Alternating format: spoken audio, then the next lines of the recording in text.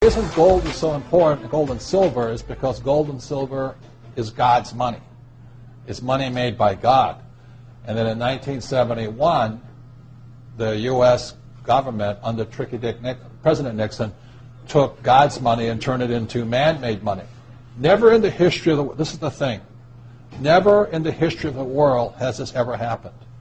In 1971, the U.S. and Nixon convinced the entire world to replace gold and silver with paper money. This stuff. Cash is trash.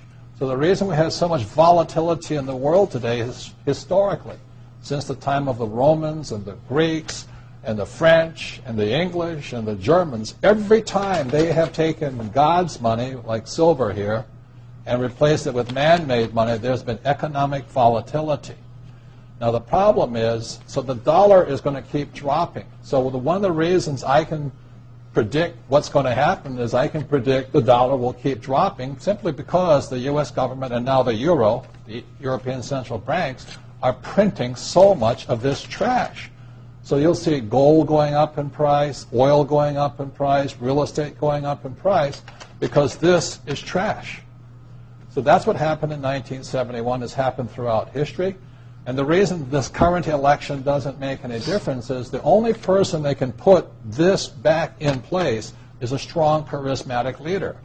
People like Julius Caesar, Napoleon. That's why they were such great leaders, was they actually replaced this with this.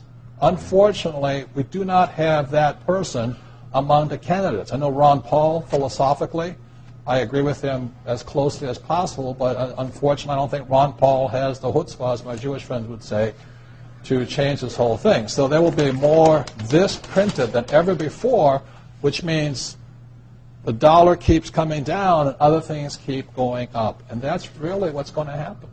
It's predictable. And eventually this will go to its true worth, zero. So all of you savers out there and people trying to save this trash, you're going to lose big time. With that, Mike Maloney.